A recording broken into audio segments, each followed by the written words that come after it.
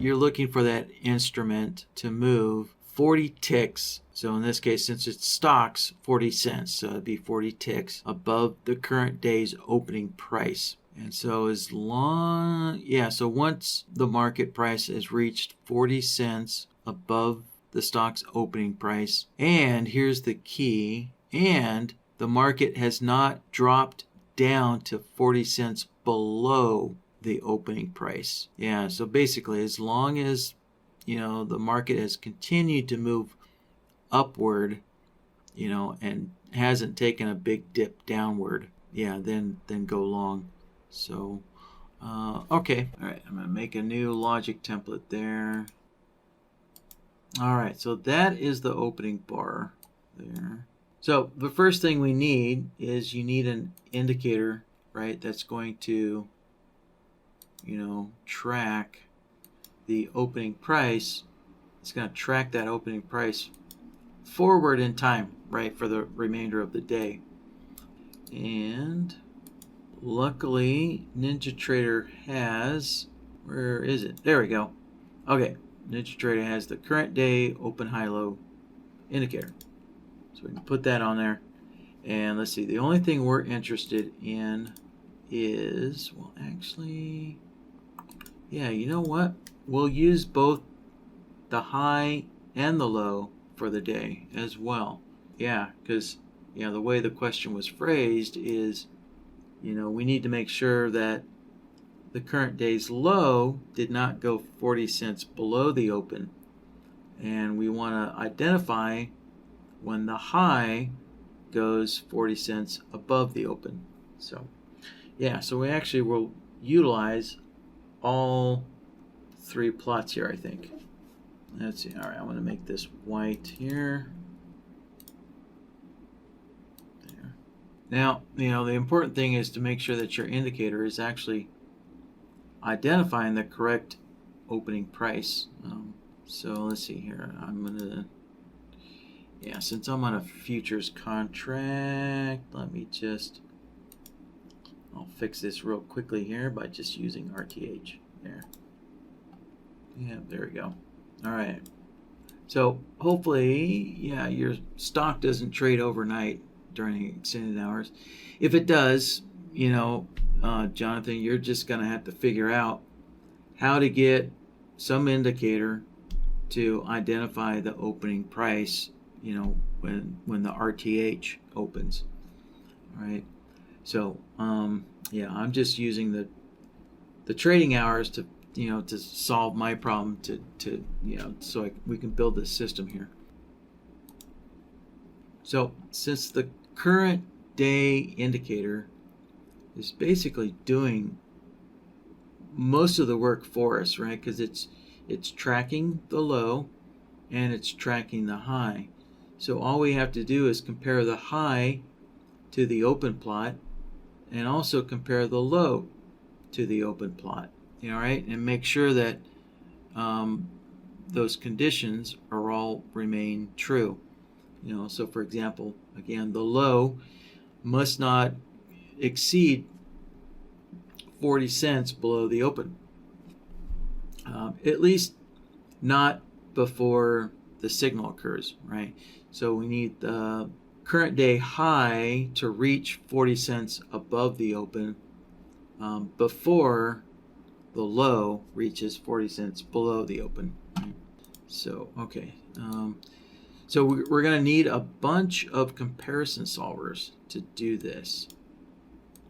Let's connect that in. And let's see. All right.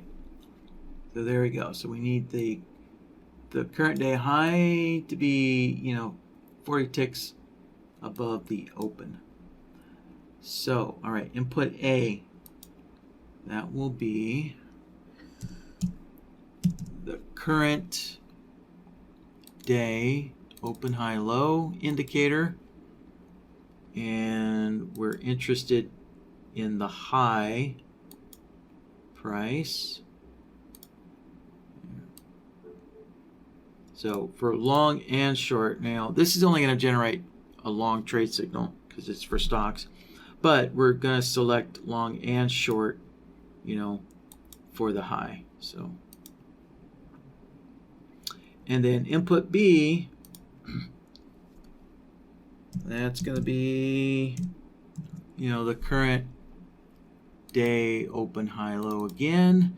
This time we want to compare it to the open, right? The open plot, and that's already selected for us, so we're good to go there. So now we need to go into the comparison settings, and we need to plug in that 40 tick rule there.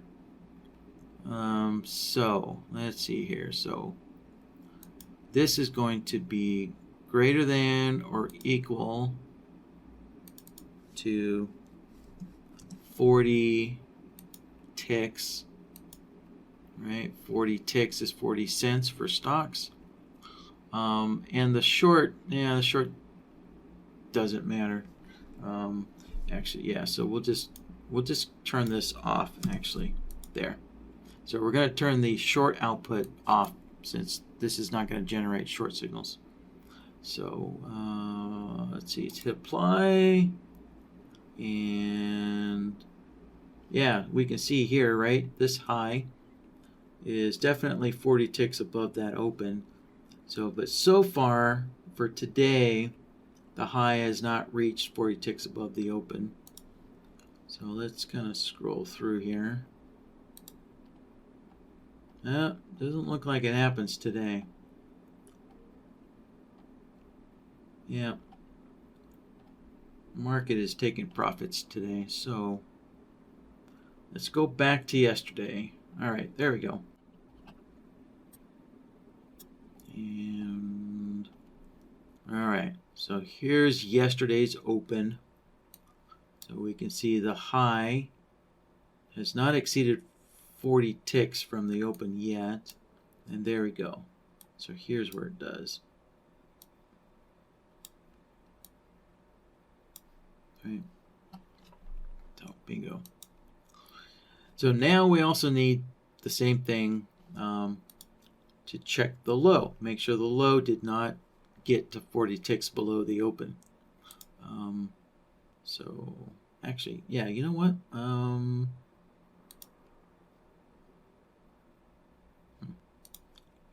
Yeah, I can do this all in one solver here.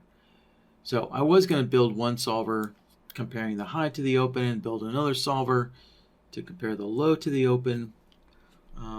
But we can do this all in one solver, and that'll be more efficient.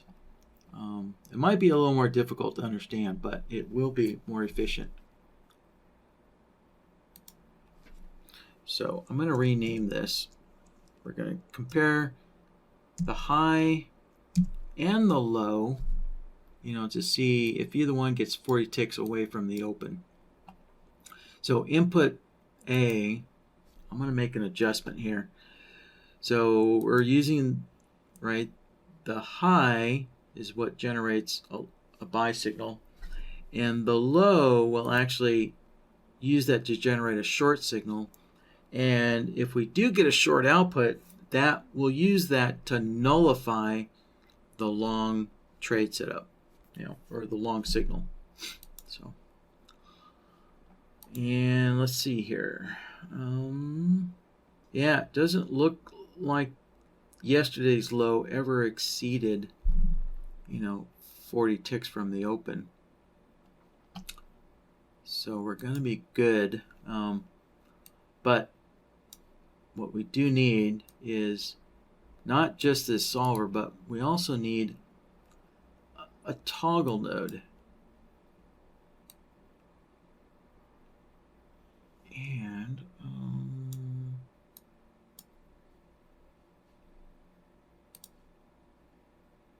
okay, yeah. So here's where things get a little tricky here, a little more complicated. So with the toggle node, the only thing we want coming out of this toggle node is a long trade signal.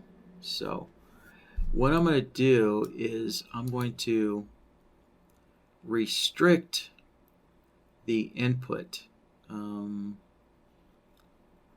Let's see here. Let me just double check something. Yeah. Okay. So I'm going to use the long short modifier. The mode is none because I don't want to modify the long or the short output. But what I want to do is disable the short, right? I want to disable the short signals or the short side. And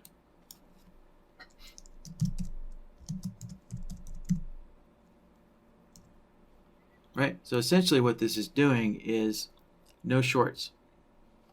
Here, let's go find an example on the chart here.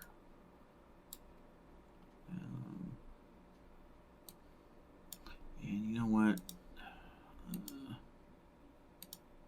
I'm going to switch to a 5-minute chart just so I can see more data on my chart.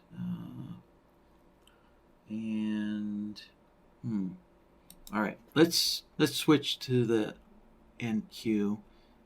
Yeah, the ES, let's see, that would be 10 points. Wow, can't believe the ES hasn't moved 10 points to the downside. Yeah, that should be doable. Okay, let me put more data on my chart here. I'm sure one of these days the ES must have moved 10 points to the downside. Oh, yeah, okay, it did. All right, I need to go back and also adjust one more thing with my comparison solver here. So remember, in the comparison setting rules, I disabled the short output. So let's turn that back on. There we go. And so now if the current day low, is less than or equal to the current day open minus 40.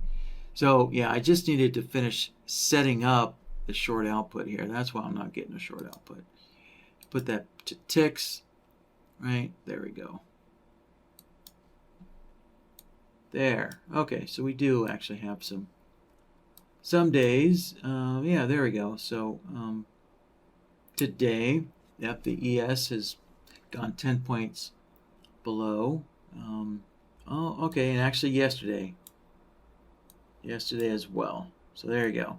The end of the day, it did actually go 10 points lower. So 10 points below the open, or yeah, 40 ticks. Okay, so there we go. So so with this long short modifier, what I'm doing is I'm removing the short output. Right, if we look at it, there you go. Right, it's all long outputs. The short output was removed because I want the toggle node. The toggle node is going to track whether the 40 cents to the upside, not points, 40 cents to the upside occurred, but then also the toggle node, we can turn the toggle node off if we get 40 cents to the downside as well. All right. So the no shorts, right? So in other words, if the high, gets 40 cents above the open, right? That's going to turn the toggle node on, right? There you go. It turns the toggle node on when that happens. And then if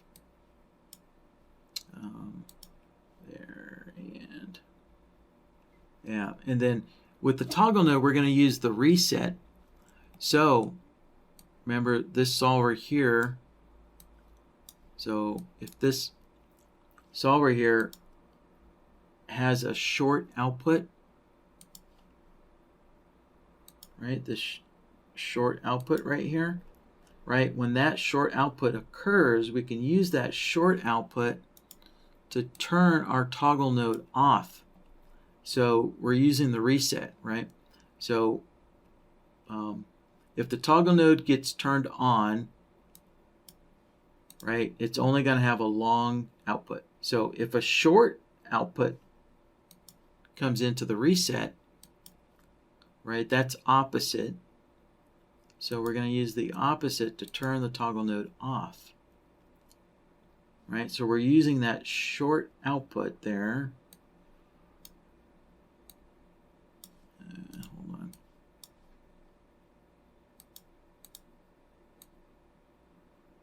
There we go. Now we can see everything, right?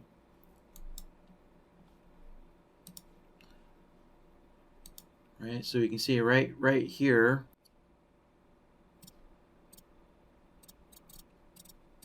There we go. Yeah. So right there, right, the low of the day, you know, it exceeds, 40 ticks from the open, and we can see it turned the toggle node off, right? So as long as, so if there's ever a short output, right, coming from our comparison node, it's going to keep the toggle node turned off, right? It'll keep it turned off because remember the indicator that we're using always keeps the lowest low of the day, and it always tracks the highest high of the day, right? So as soon as that, that 40 ticks, from the open happens, right? This toggle, this comparison solver always has a short output, and let's look at a previous day here. Let's go back. Yeah, here we go. Here's the start of another day, the 20th. And yeah, so again, right, market came down, you're right, 10 points below the open, right, and we get this short output for the entire day, right, because the indicator is tracking that lowest low for the day. And so this short output keeps the toggle node turned off. So let's see what happens.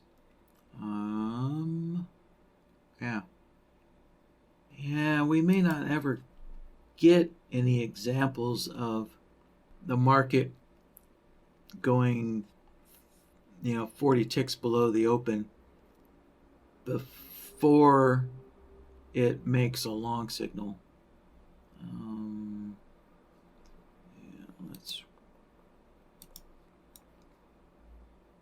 Well, I think the best I'm going to find here is, what day is this? June 20th. Yeah. So, right, we can see the market moved up pretty quickly, right? Generated a buy signal, right? And so we have a long output here.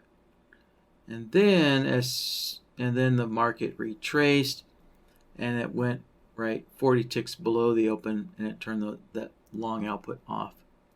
Yeah. So now there's one more thing that needs to be done. Let's see. Actually, yeah, here we go. So here is a good example, right? So this day here, right? This day here, right? Obviously the market just skyrocketed, so it generated a buy signal.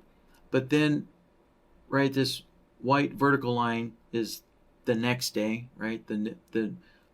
Another day, and we still have a long output, right?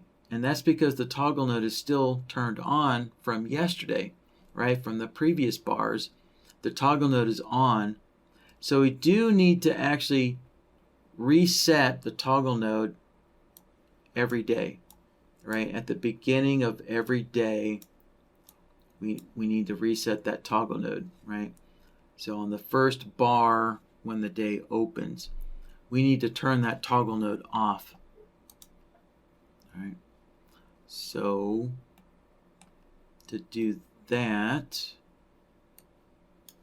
let's move that out.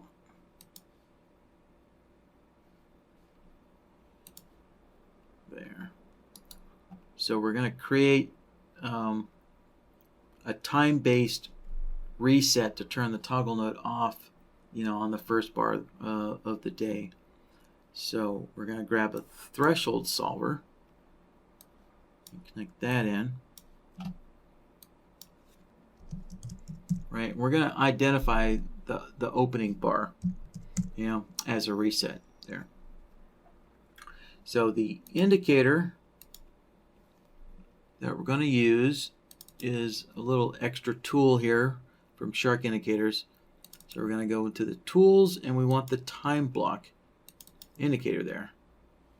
All right, and so all you have to do is set, the opening time for your time zone. Right, this is a very simple indicator, so it doesn't actually have a time zone field in it. And so for me, it would be 7:30 is the market open, and we want to identify the start bar. Right, the start bar is going to be the 7:30 bar. Right? So we want to identify that start bar, and so that's already checked for us, so we're good to go. And for the threshold settings, we're looking for a value of 1. Oh, right. Actually, that's right. I don't actually have a 7:30 bar. This bar here is actually 7:32. Right, because remember I adjusted my trading hours. So I don't actually have a 7:30 bar. So let's adjust this to 7:31. And I think that should work. No? Well, all right, let's switch this to a 1-minute chart.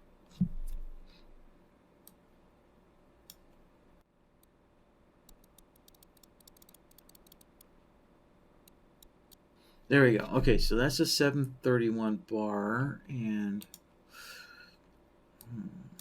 so I just need to figure out what I did wrong.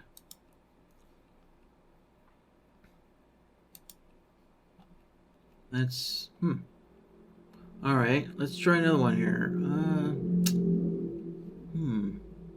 Everything looks correct, but we do have another option here, which is probably in these cases where you're trying to reset like a toggle node on a daily basis.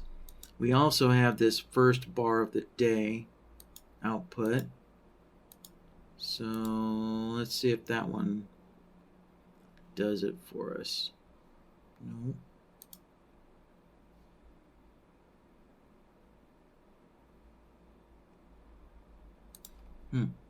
All right, let me reload the chart here. Yeah, okay. Yeah, something just got hung up. All right, so I think, yeah, it all was working there.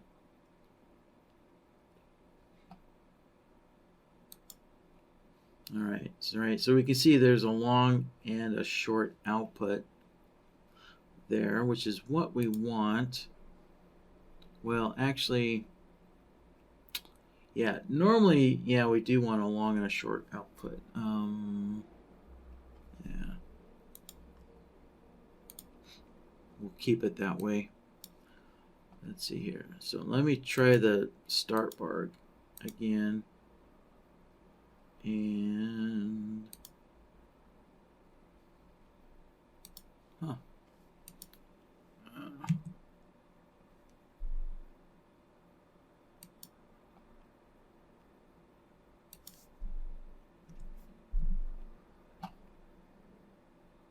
yeah, that's 7:31.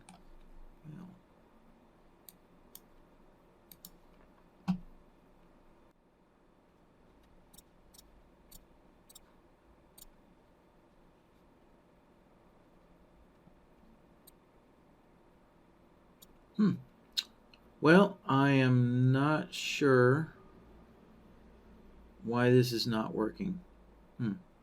So the start bar, for some reason, is not working. So that is supposed to identify, the start time, the bar, of the start time there. And it's not working for some reason. So I'll just go back to the first bar of the day, like so, because that appears to be working. Yep, that one's working. All right, so good enough. We'll use that to reset the toggle node here. All right. So what we need to do is we need an OR node, right? Because this solver and our reset solver, both of those can reset the toggle node. There we go. Right, so remember, before we just had the comparison solver, right? And the toggle node was not turning off at the beginning of the next day. And so now, with our opening bar, right, reset, there we go. Now we can see on the new day, the toggle node's turned off, and then we just have to wait for price to get up there, 40 ticks above the open. Yeah.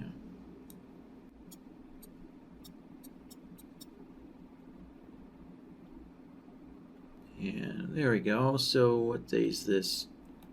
The 20th. Okay. So there we go. So the market did move up 40 ticks, but then eventually it did drop down 40 ticks below the open and turn the signal off. All right. Now, if you want a cleaner signal, than all these long signals, if you want something cleaner, then we could just simply put a signal blocker right behind it. Put a signal blocker, and let's see here. I'm not sure how many 1-minute bars there are in a trading day, but let's see. I'm pretty sure blocking for 1,000 should work.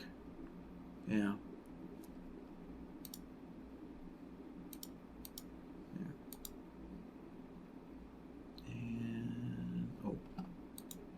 And we would also need to reset the signal blocker as well. Let's connect that in there. There we go. There. All right, that works. All right, so for the signal blocker, let's see, we only need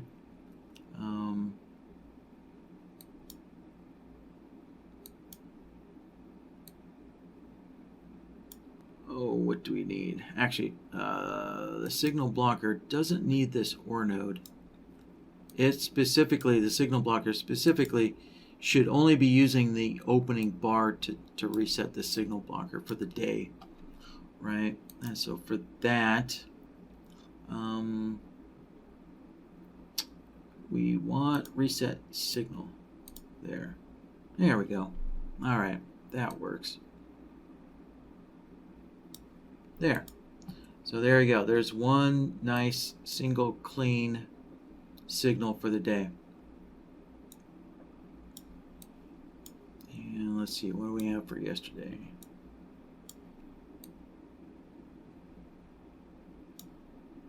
All right, no signal there.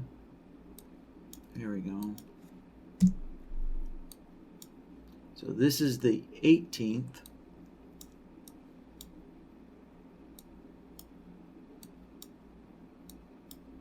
Yeah.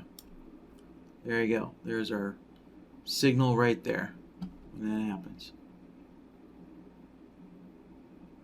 So, just depends on what you want to see on the chart. So we could just connect the toggle node, or we could use the signal blocker. So, All right, so that was Jonathan's question. Okay, so yep, looks like Jonathan got what he needed and he's got to go. All right, good deal.